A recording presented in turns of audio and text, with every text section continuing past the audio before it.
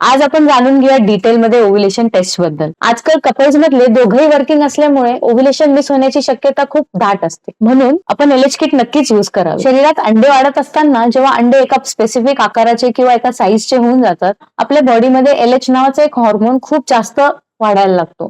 तो हॉर्मोन ब्लडमध्ये जसा वाढतो तसा युरिनमध्ये देखील रिफ्लेक्ट होऊ शकतो.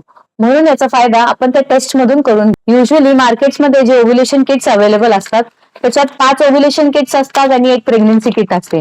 म्हणून चुकूनही प्रेग्नन्सी किट ह्याच्यात वापरू नका घेऊ. जर तुमचे पिरियड्स रेग्युलर असतील तर पिरियडच्या 10th डे पासून हे तुम्हाला किट युज करायचे आहेत.